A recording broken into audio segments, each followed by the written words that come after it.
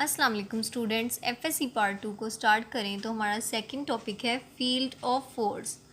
Field of force को discuss करने से पहले हम अपनी थोड़ी प्रीवियस इंफॉर्मेशन रिकॉल कर लेते हैं। जैसे हमने न्यूटन्स लॉ ऑफ ग्रेविटेशन किया था और कूलम्स लॉ किया था। कूलम्स लॉ और ग्रेविटेशनल लॉ जो है उसमें हमने देखा था कि फ़ोर्स का मैग्नीट्यूड क्या है। ये दोनों लॉज हमें फ़ोर्स के मैग्नीट्यूड और उसकी डायरेक्शन के बारे में इंफॉर्मेशन देते हैं, लेकिन ये दोनों लॉज हमें ये नहीं बताते कि फ़ोर्स ओरिजिनेट कहाँ से हो रही है या फ़ोर्स का ओरिजिन क्या था। तो फर्स्ट क्वेश्चन हमारे माइंड में यही आता है कि आखिर फ़ोर्स ओरिजिनेट हो कहाँ से रही है।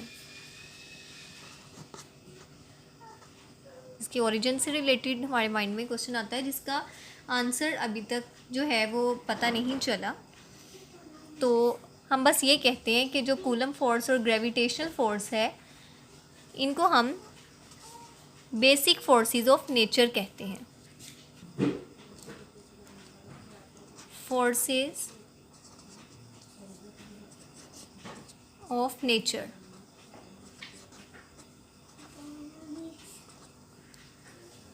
सेकंड क्वेश्चन जो हमारे माइंड में आता है वो फोर्सेस की ट्रांसमिशन से रिलेटेड है।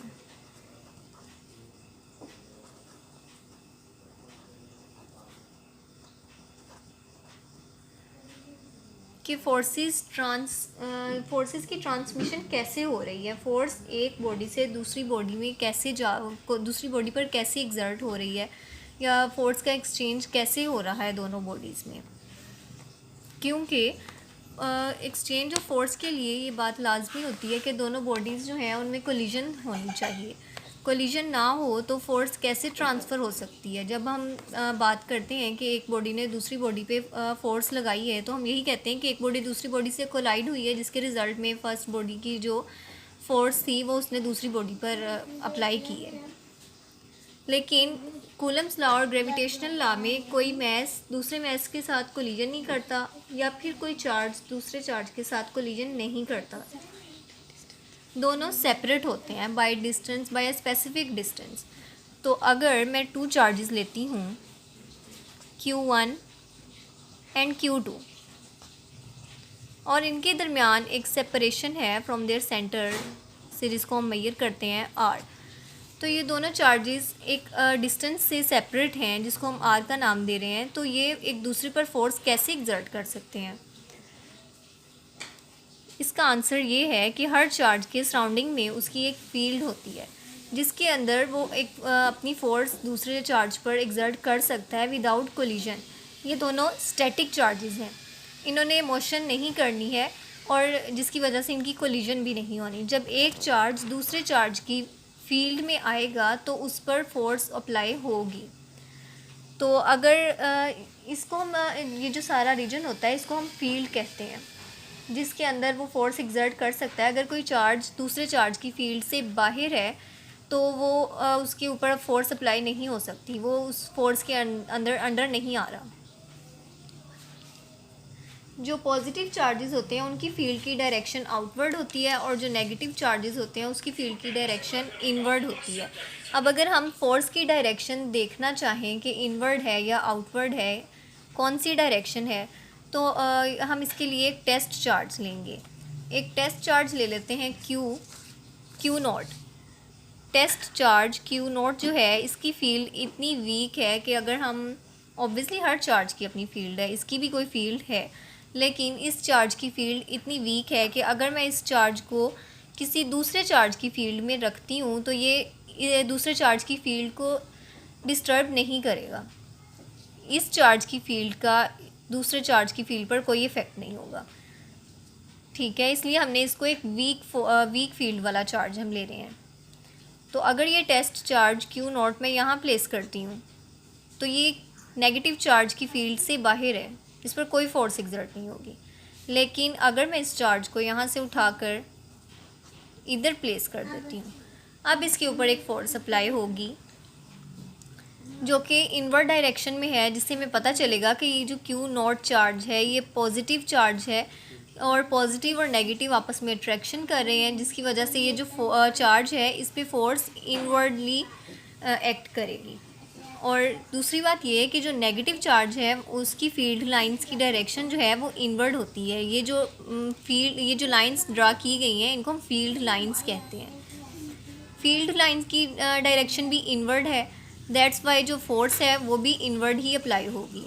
और जो टेस्ट चार्ज क्यू नॉट है वो अट्रैक्ट हो रहा है नेगेटिव चार्ज से, जिसका मतलब है कि क्यू नॉट पर, बिकॉज हमने ये टेस्ट चार्ज लिया हुआ है, तो इससे ये बात पता चल रही है कि जो क्यू नॉट चार्ज है उस पर फिर ऑब्वियसली पॉजिटिव चार्ज ही होना चाहिए, अट्रैक्शन हो रही है। और अगर मैं इस क्यू नॉट चार्ज को यहाँ प्लेस कर देती हूँ पॉजिटिव चार्ज की फील्ड में, तो इस पर जो फोर्स अप्लाई होगी वो आउटवर्ड डायरेक्शन में होगी, रिपलियन की फोर्स अप्लाई होगी। तो क्योंकि पॉजिटिव चार्ज है ये, और अगर ये इस चार्ज को रिपेल कर रहा है तो ऑब्वियसली ये चार्ज भी सेम नेचर का ही है।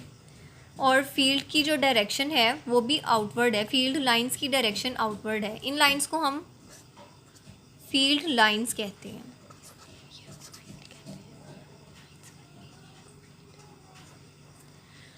और जिस एरिया में ये चार्ज रखा है और इस पर ये फील्ड लाइंस कोई फोर्स अप्लाई कर रही हैं, फील्ड जो है उसकी फोर्स लग रही है, इस रीजन को हम कहते हैं फील्ड ऑफ फोर्स। ठीक है, फील्ड ऑफ फोर्स ये रीजन है। फील्ड ऑफ फोर्स जो है ये इस रीजन को कहते हैं।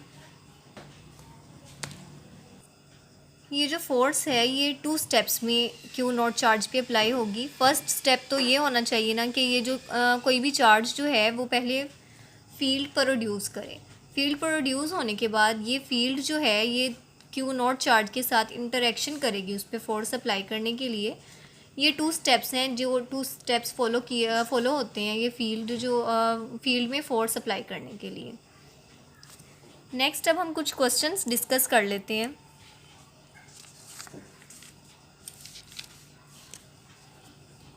फर्स्ट क्वेश्चन है कि फ्रिक्शनल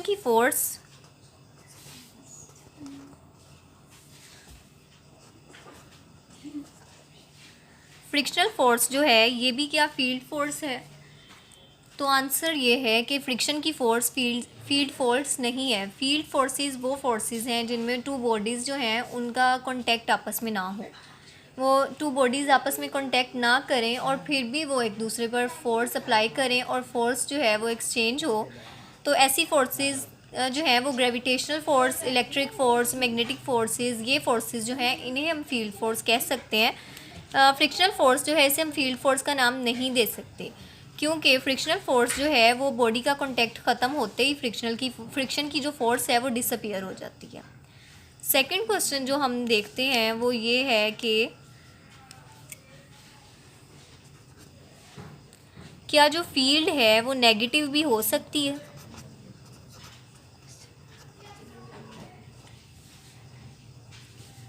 तो आंसर ये है कि फील्ड जो है वो नेगेटिव कभी नहीं हो सकती।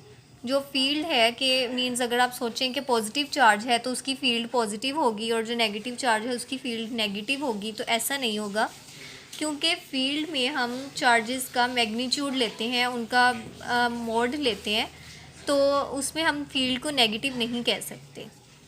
ठीक है, फील्ड की जब बात करेंगे तो हम सिर्फ मैग्नीट्यूड ही लेंगे कैलकुलेशन में। वैसे तो फील्ड जो है वो एक वेक्टर क्वांटिटी ही है। आपने देखा है कि पॉजिटिव की जो डायरेक्शन है फील्ड की वो आउटवर्ड है और नेगेटिव की इनवर्ड है, लेकिन कैलकुलेशन में हमने सिर्फ इसका मैग्नीट्यूड ही कंसीडर करना होता है। इसलिए हम यही कहते हैं कि फ़ील्ड जो है वो नेगेटिव नहीं हो सकती, हमेशा पॉजिटिव होगी या फिर ज़ीरो होगी। थर्ड जो क्वेश्चन है वो ये है कि फील्ड और फोर्स में डिफरेंस क्या है?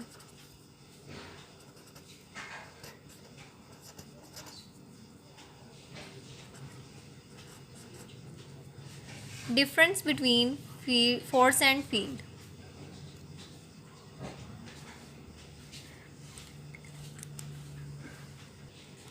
फोर्स जो है वो फोर्स जो है जब किसी बॉडी पे अप्लाई की जाती है तो वो बॉडी के अंदर एक्सेलरेशन प्रोड्यूस कर देती है, ठीक है। लेकिन फील्ड जो है, फील्ड एक एरिया है, एक रीजन है जो कि जिसमें हर पॉइंट की अपनी एक ख़ास वैल्यू होती है। फॉर एग्ज़ाम्पल ये जो अगर मैं यहाँ पॉइंट कोई भी ले लेती हूँ इस रीजन में, तो यहाँ पे फील्ड की वैल्यू कुछ और होगी बनिस्बत इसकी अगर मैं कोई पॉइंट यहाँ ले लेती हूँ। यहाँ पे फील्ड जो है वो स्ट्रॉन्ग होगी और इधर जो फील्ड है वो वीक फील्ड होगी। मींस के इस पूरे रीजन में फील्ड की जो डायरेक्शन, फील्ड का जो मैग्नीट्यूड है या उसकी जो वैल्यू है वो डिफरेंट होगी। लेकिन फोर्स जो है वो जब किसी बॉडी पे अप्लाई की जाती है तो वो उस बॉडी को एक्सेलरेट कर देती है according to Newton second law. तो इसलिए आपने फोर्स और फील्ड को इंटरमिक्स नहीं करना। आज का हमारा कॉन्सेप्ट ये था। अब हम नेक्स्ट टॉपिक को डिस्कस करेंगे नेक्स्ट लेक्चर में। तो स्टूडेंट्स, अल्लाह।